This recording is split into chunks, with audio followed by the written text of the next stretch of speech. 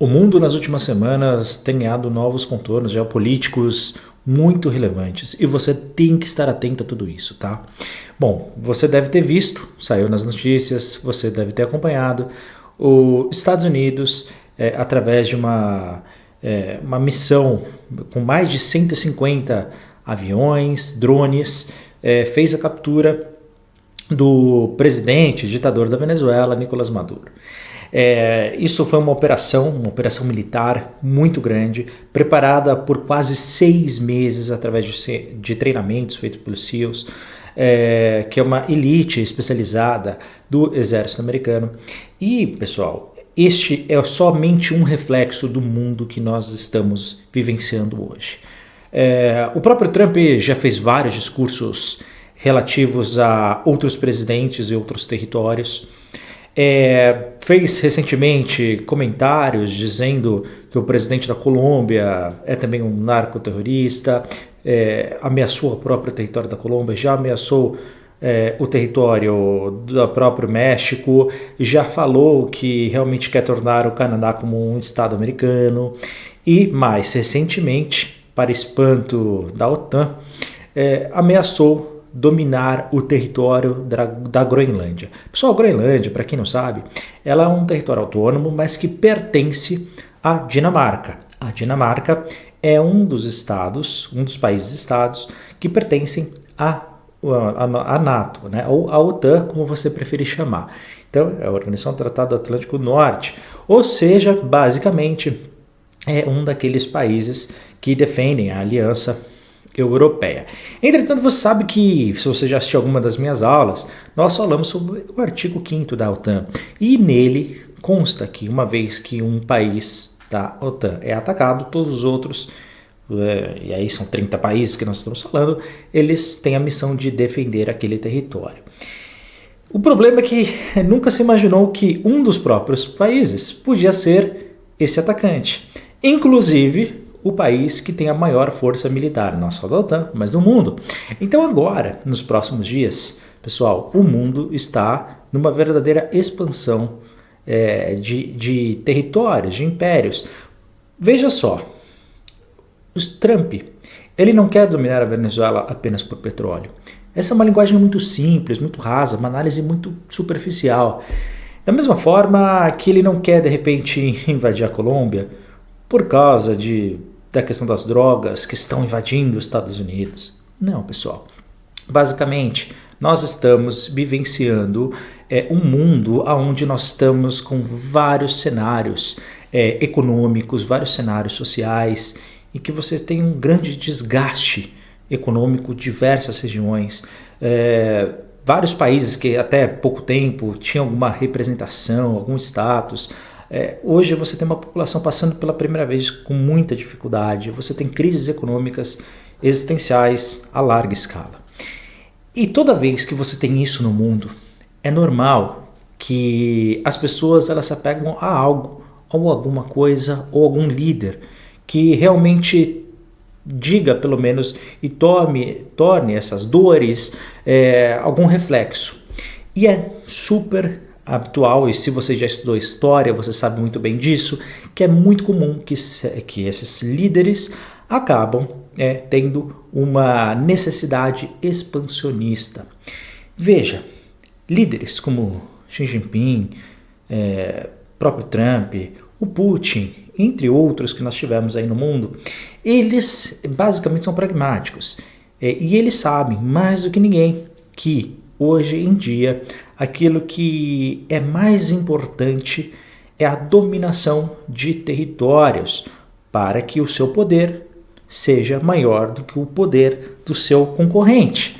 Veja, um líder expansionista ali basicamente quer ser maior do que outro líder expansionista, tá? Não interessa o que a sua população acha ou pensa. Não interessa se pessoas vão sofrer, vão viver, vão morrer.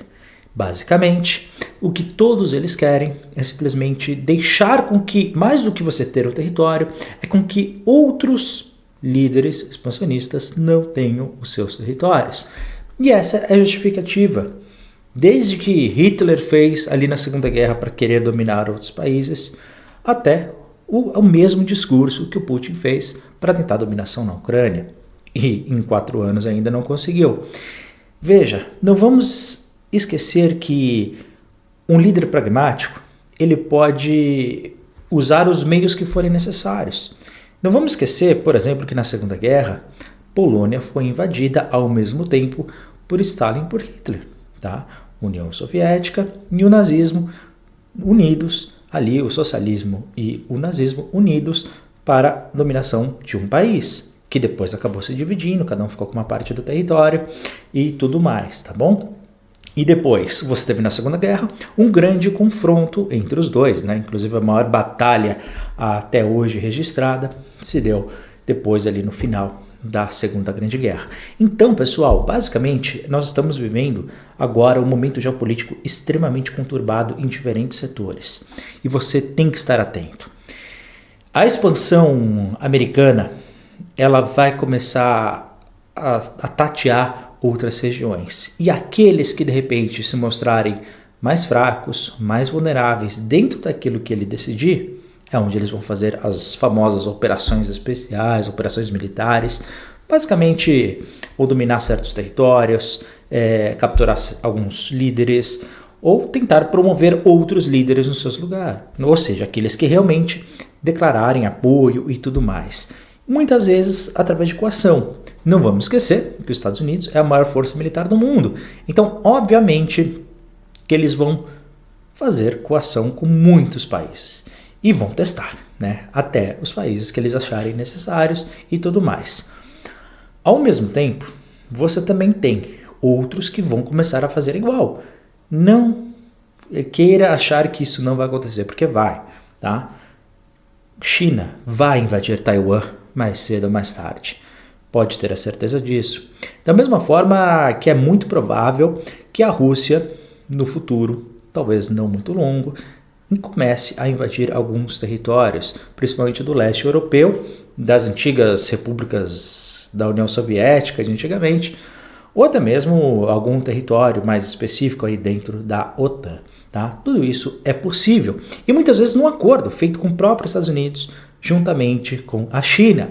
Tudo isso, pessoal, está dentro da realidade de um mundo, de um novo mundo que nós temos. E se nós, de novo, resolvermos fazer as leituras geopolíticas de todos esses acontecimentos, tudo o que está acontecendo, dentro do que a nossa visão de um mundo ocidental, onde a gente vai pensar nas justificativas, onde a gente vai tentar achar uma desculpa para aquilo e vai querer sempre colocar desculpa na questão econômica, vai ficar sempre uma leitura desproporcional com a realidade. Então, cuidado com as explicações rasas, cuidado com aquilo que as pessoas querem, de repente, tomar lados, como se fosse um verdadeiro jogo de futebol, onde você tem que torcer para o lado A ou o lado B. Pessoas assim, pessoal, líderes assim, eles não têm esse tipo de pensamento. Eles somente têm um interesse próprio, um interesse daquilo que eles têm como objetivo, tá bom? Da mesma forma que nós também temos vários pequenos conflitos acontecendo em simultâneo. Então, o mais atento que também nós temos que ficar atualmente é o que está acontecendo no Irã, tá? Para quem não sabe, o Irã, ele é um dos grandes aliados da Rússia e da China e do Brasil. Pois é, nas últimas 2 décadas, o Brasil fez diversos acordos econômicos e militares, não sei se você sabe, até de trocas de informações, e caso você queira, eu posso publicar aqui embaixo as fontes todas, de todos os acordos feitos diretamente pelo presidente da República, através desses acordos que foram assinados. Foram vários, inclusive. E o Irã foi um grande parceiro econômico nas últimas décadas, tá? A gente está falando aqui na casa de bilhões de reais ali em negociações. Qual que é o grande problema do Irã? O Irã, assim como outros países que nós temos aí pelo mundo, você tem o seu líder supremo e aquilo é feito através de um regime extremamente não democrático, ou seja, um regime ditatorial, mas numa escala que a gente está falando, pessoal, numa escala muito grande de um regime não ditador, de um regime ditador, de não democrático. Só para você ter uma ideia, o Irã agora está passando por uma grande crise econômica e as pessoas resolveram se manifestar, né? Ou seja, opinar, falar que não são a favor de tudo aquilo que está acontecendo, dando sua opinião contrária. Entretanto, você falar contra o regime atual do governo do Irã, isso é considerado como a pena de morte. Pois é, somente por protestar. Na última semana, agora os protestos começaram por lá, e dentro de uma semana morreram, segundo as ONGs e as instituições oficiais que estão fazendo independentes, né, de pesquisas e até mesmo fontes jornalísticas de alto renome que conseguiram, morreram já atualmente entre 4 a 12 mil pessoas. E milhares de outras foram presas e serão executadas nas próximas horas.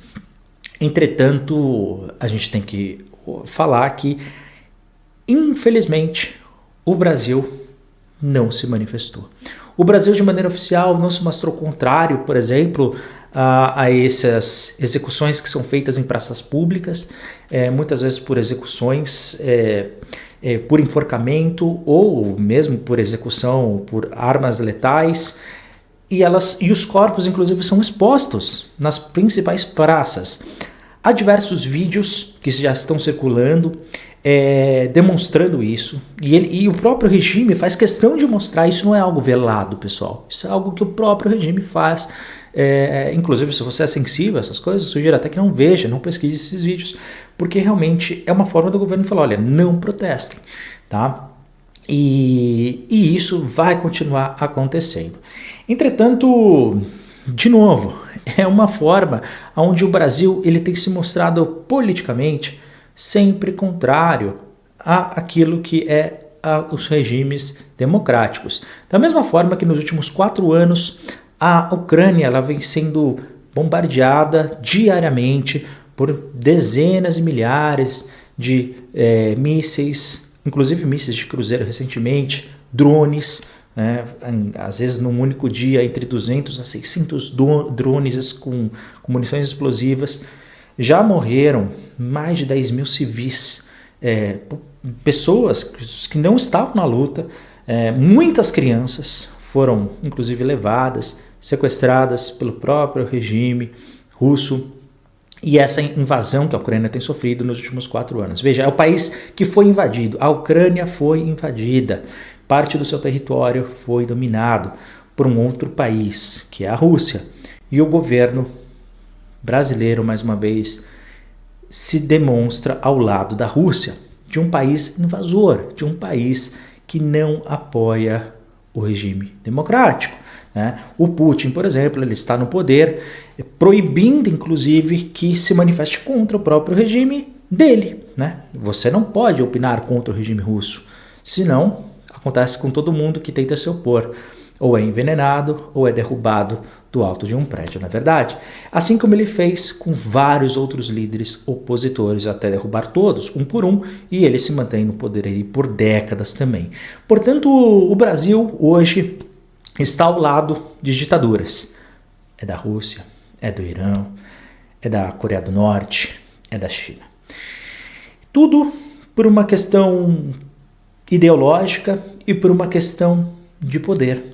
Então, assim, pessoal, da mesma forma que o Brasil, ele também poderia estar de um lado democrático. Acontece que, dentro dessa visão, a gente não tem que escolher apenas um lado.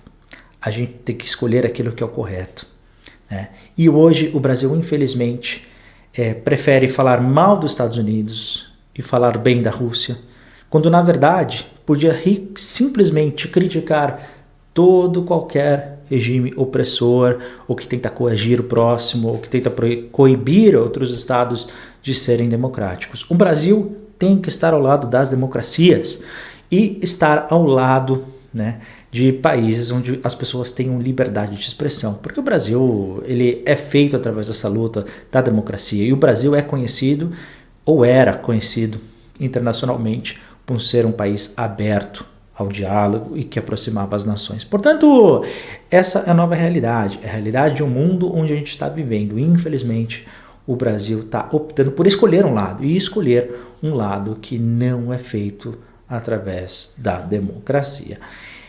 Então vamos acompanhar as cenas dos próximos capítulos, porque o mundo hoje está numa ebulição muito grande. Então você tem de um lado os Estados Unidos ameaçando diversos países da América do Sul, da América do Norte, você tem várias ameaças da própria Rússia na Europa, na China, em Taiwan, e você também tem o próprio Irã, que está agora, né, ameaçando inclusive Israel, porque é o grande, digamos assim, inimigo histórico e é o principal aliado americano. Então hoje o mundo ele tem certos líderes e a tendência é que outros e outros países comecem a eleger pessoas com esse perfil, tá? E aí, o que a gente vai ver no nosso futuro? Infelizmente, um mundo onde cada país vai pensar no seu próprio umbigo. Isso não é só ruim em termos sociais, mas também ruim em termos econômicos. Hoje, o mundo depende um dos outros, porque nós não temos o suficiente para todos os recursos, o que é normal, vivemos num mundo globalizado. Nós não temos originalmente todas as matérias-primas, quase nenhum país tem. Então você depende de negociações, de acordos, de relações econômicas. E para que você possa desenvolver este processo, você tem que ter uma relação, né, com os outros países. Mas agora a tendência do mundo é que isso seja afastado e o que seja focado seja exclusivamente em você dominar aquele outro território, para que você tenha recursos e principalmente que o seu outro concorrente, o outro país, outro líder não tenha mais acesso a eles. E aí vai ficar nessa corrida. Vai existir uma corrida por dominação territorial. E você sabe, se você quer destruir um povo, comece dominando o seu território. Já falamos isso nas aulas, que o território é o elemento principal de um país na dominação de outro. Portanto, pessoal, infelizmente essa é a tendência. Cuidado, nós não temos que ficar torcendo para políticos, não temos que idolatrar políticos ou partidos, nós temos que focar em estar ao lado daquilo que é o certo, daquilo que é o correto, como seres humanos, como pessoas e como países. As dimensões são outras, mas a realidade é a mesma, tá bom? E infelizmente é uma questão de escolha, é uma questão de posicionamento, é uma questão de decisão e o Brasil escolheu. E infelizmente isso pode nos levar a cenas muito ruins no futuro. Tá bom, pessoal? Obrigado por ter visto esse vídeo. Nos vemos no nosso próximo. Forte abraço.